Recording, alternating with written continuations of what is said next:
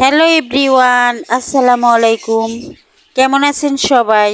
আশা করছি ভালো আছেন। আজকে আবার নতুন রেসিপি নিয়ে চলে আসলাম। আজকে আমার রেসিপি হলো পটল আলু দিয়ে মাগুর মাছের তরকারি, মানে ঝোল। আশা করছি রেসিপিটি আপনাদের ভালো লাগবে। যদি আমার রেসিপিটি ভালো লাগে তাহলে একটা লাইক দিয়ে সাবস্ক্রাইব করে আমার পাশে থাকবেন। তাহলে শুরু করি। চুলায় প্যান বসিয়ে দিলাম, প্যানে তেল দিয়ে দিলাম, কেটে রাখা পেঁয়াজ কাঁচামরিচ তেলে দিয়ে দিলাম। এখন পেঁয়াজটা একটু ভেজে নিব। পেঁয়াজটা আমি একদম বাদামি কালার করে ভাজবো না, একটু নরম হয়ে আসলেই পেঁয়াজটার মধ্যে পানি দিয়ে দিব। পেঁয়াজটা আমার ভাজা হয়ে গেছে, এখন পানি দিয়ে দিব অল্প, যাতে পেঁয়াজটা পুড়ে না যায়। অল্প পানি দিয়ে দিলাম, স্বাদ মতো লবণ দিলাম, আধা চামচের একটু বেশি হলুদের গুঁড়া দিলাম, আধা চামচ লাল মরিচের গুঁড়া দিলাম, আধা চামচের একটু বেশি ধনিয়ার গুঁড়া দিলাম, 1 চামচ আদা রসুন বাটা দিয়ে দিলাম। এখন নেড়ে চেড়ে মশলাগুলা পানির সাথে মিশিয়ে নিলাম।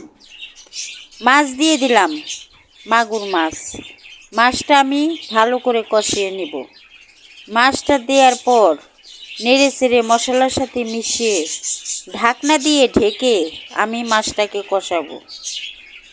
এখন ঢাকনা দিয়ে ঢেকে দিলাম।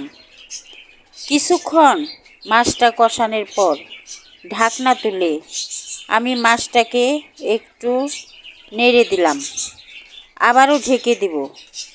মাছটা আমার কষানো হয় নাই, ওই কারণে আবারও ঢাকনা দিয়ে ঢেকে দিলাম 2-3 মিনিটের জন্য। 2-3 মিনিট পরে ঢাকনা তুলে মাছটাকে আমি মশলার থেকে তুলে নিব। মাছটা আমার কষানো হয়ে গেছে। সবগুলা মাছই একটা একটা করে আমি মশলার থেকে তুলে নিলাম। মাছটা তুলে নেওয়ার পর যে মশলাটা আছে সেই মশলায় আমি পটল আলু দিয়ে দিব। পটল আলু দিয়ে এখন পটল আলু ভালো করে কষিয়ে নিব। আমি এখন পটল আলু এই মশলার সাথে দিয়ে দিলাম। এখন একটু নেড়ে চেড়ে এর মধ্যে অল্প পানি দিয়ে ঢাকনা দিয়ে ঢেকে পটল আলু কষাবো। অল্প পানি দিয়ে দিলাম। দেওয়ার পর এখন ঢাকনা দিয়ে ঢেকে দিলাম 3-4 মিনিটের জন্য। 3-4 মিনিট পরে ঢাকনা তুলে আমি পটল আলুটা নেড়ে দিলাম। নেড়ে দেওয়ার পর আবারও ঢাকনা দিয়ে ঢেকে দিলাম।